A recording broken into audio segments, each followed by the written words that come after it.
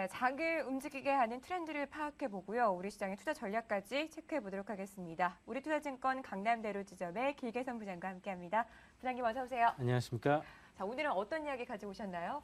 네, 금일 주제는 9월에 한국은행이 금리 인하 가능성이 있다고 예. 판단하는데 그 원인을 한번 짚어보는 시간을 갖도록 할 텐데요. 전일 시장이 장 초반에 이유 없이 많이 밀리더니 또 장 후반에 또 네. 반등세로 돌아섰는데 그 명쾌한 분석을 한번 해보도록 하겠습니다.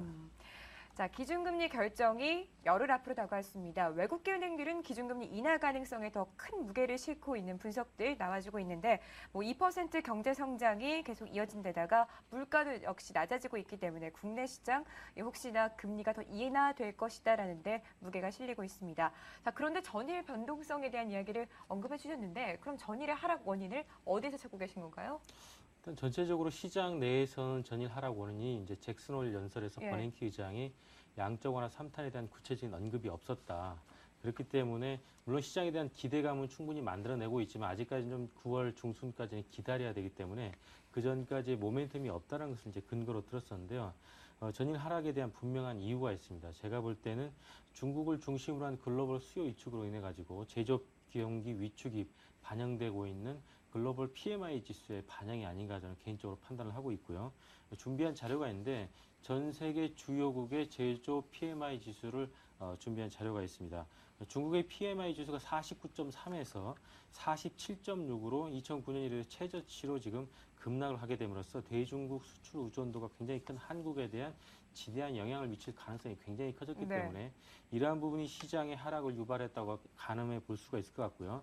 한국의 경우에도 47.2에서 8월에는 47.5로 액면 그대로 보면 소폭 회복세는 보였지만 질적인 측면에서 보면 절대 시장을 드라이빙할 수 있는 그런 결과치는 못 된다라고 판단이 되고 있는데 HSBC 한국 제조 PMI 지수 데이터도 보시면 아시겠지만은 회복은 미미하고 추세 자체가 아직은 굉장히 하향 기조를 보이고 있기 때문에 이러한 것이 회복되기에는 상당히 실물 경기 위축세가 여전하다는 것을 반영하고 있기 때문에 이러한 추세적으로 볼 때는 아직까지 52하권에서 머물고 있고 이러한 추세로 볼 때 한국의 제조업 동향 자체도 굉장히 위축돼 있다.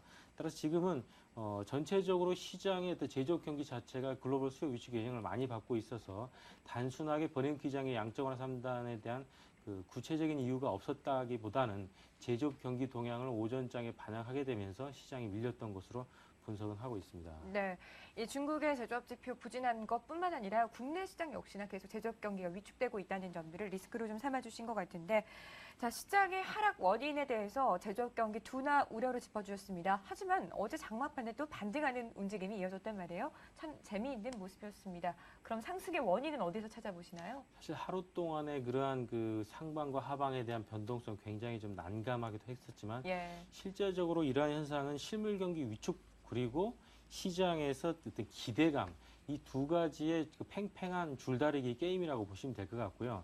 즉 실물 경기는 위축되고 있는데 기대감은 또 팽배해 있기 때문에 오전장에 밀리던 것이 다시 기대감으로 다시 상승했다고 볼 수가 있겠는데 전체적으로 보면 정책을 주도할 수 있는 가장 영향력 있는 정책 결정은 결국은 금리 결정 기관의 어떤 영향력이라고 보시면 될 겁니다. 실제로 지금의 한국의 제조업 섹터는 약세를 보이고 있고 두 번째로는 부동산의 경기 위축과 기업들의 설비 투자는 계속 감소세를 지키고 있습니다. 또한 중국의 하강의 직접적인 영향으로 수출 비준으로 한국이 가장 큰 영향을 받을 수 있는 가능성이 높다란 이러한 그 전체적인 추세를 감안해 보면 적어도 네거티브 모멘텀의 시장을 주도하고 있기 때문에 실물 경기 위축의 영향이 가장 큰 현재 상황에서 이것을 타개하기 위한 어떤 현실적인 대책 그것은 결국은 9월에 한국은행이 추가 금리 인하를 단행할 수 있는 개연성이 굉장히 높다고 분석해 볼 수가 있겠고요. 지금 열흘 앞으로 다가와졌고 영업일로는 8일밖에 안 남았기 때문에 분명히 이러한 고민을 할 것이다라는 적어도 외국인들의 입장에서는 이러한 기대감이 또다시 한국 쪽에서 불러일으킬 가능성이 높기 때문에 오전장의 실물경기 위축 그리고 오후장의 금리 인하 기대감이 반영되면서 전일장이 상당히 혼조세를 보였다라고 볼 수가 있겠습니다. 예, 그런데 말씀하시는 이야기 가운데 중국에 대한 이야기를 해주셨잖아요. 중국 자체에 대해서 금리 인하 가능성에 대해서는 언급해주지 않으신 것 같아서요. 어떻습니까? 중국 자체가 지금 인플레 때문에 상당히 지금 고초를 겪고 있습니다. 예. 즉 실물 경기하고 통계청에서 발표하고 있는 중국 인민은행이 발표하고 있는 데이터하고의 상당히 큰 괴리감이 있다는 것인데 그 얘기는 지금 금리 인하를 단행하거나 지준율을 인하해가지고 시장의 유동성 흐름을 원활하게 하기 위해는 지금 물가 인상 요인이 상당히 크기 때문에 오히려 역효과를 불러일으킬 수 있고 중국은 어떤 선택과 집중을 할 수 있는 아무런 여건이 되지 못한다고 바라보셔야 됩니다. 따라서 이번 하반기 기간 동안에 중국이 금리 인하와 지준율 인하를 달성을 하더라도 실제로 시장 영향력은 거의 네거티브한 반응밖에 안 나올 것이라고 보셔야 될 겁니다. 자, 국내 금리 인하에 더 초점을 맞춰보자. 오늘의 주제가 여기서 잡혔습니다. 하지만 그럼 우리 시장은 어떤 대응 전략들을 세워 나가야 되는가 가장 보다 관건일 것 같습니다. 어떻게 해야 될까요? 아마도 이제 지난주부터서는 시장이 조금 대밀리는 모습이 나왔기 때문에 분석기관들에서는 시장이 좀 조정을 좀 받을 것이다. 그리고 한동안 시세가 움직이기 굉장히 어려울 것이다라는 분석이 굉장히 많았지만 그 전까지는 제 개인적으로는 시장 어려움을 굉장히 강조드렸지만 오히려 지난주부터서는 시장이 좀 오히려 그 활발한 트레이딩 장세 그리고 주변주나 중소형주 중심으로 오히려 수익률 게임이 상당히 좀 본격적으로 진행될 것이다를 얘기 드렸었는데요.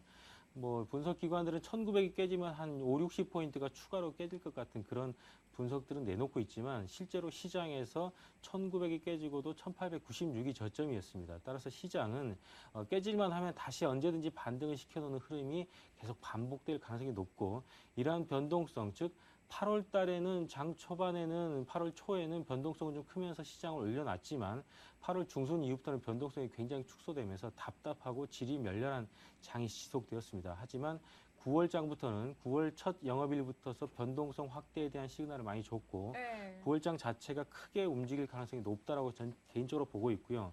기존에는 적어도 제가 자동차보다는 IT 그리고 IT보다는 주변주 또 그쪽에서는 소재나 이런 중소형주 섹터들을 상당히 집중해야 한다는 얘기를 드렸었는데 오히려 9월 장부터서는 IT가 가장 뒤로 후순위로 밀리고 IT보다는 자동차가 조금 더 나을 가능성이 있고요. 하지만 자동차보다도 역시 주변주나 중소형주 섹터에 집중할 가능성이 높다고 개인적으로 판단을 하고 있습니다. 물론 최근에 현대차가 3년 만에 실적이 감소되는 그런 데이터들을 발표를 하고 있지만 그것이 어떤 현대자동차 판매량이 감소라기보다는 그 파업 사태로 인해 가지고 생산량이 감소하면서 만들어진 결과이기 때문에 어떤 기초적인 펀더멘탈 여건 자체는 글로벌 수요 위축에도 비교하고 현대차의 어떤 순항은 아직은 지속이 되고 있기 때문에 물론 이것들이 장기간 순항을 할지는 아직 지켜봐야 되겠습니다만 단기적으로 자동차 관련주들이 약세를 많이 보였던 것들이 이번에 반등으로 시장에 키맞추기를 할 가능성이 높고 오히려 관심 종목은 중소형주나 뭐 고려한 계약 계속 강조드렸지만 이런 종목이나 제일모직 그다음에 뭐 삼성 엔지니어링 이런 종목들도 계속 지켜봐야 될 것으로 분석을 합니다. 예. 이전 달과는 다른 분석들을 내놔주셨습니다. 9월 첫 거래일부터 변동성이 컸는데요. 내내 정책적으로 이슈도 좀 부과가 되기 때문에 변동성을 대응한 전략들 중소형주 위주로 투자해보자 오늘 이야기 해주셨습니다. 기계선 부장과 함께했습니다. 부장님 오늘 말씀 고맙습니다. 네, 고맙습니다.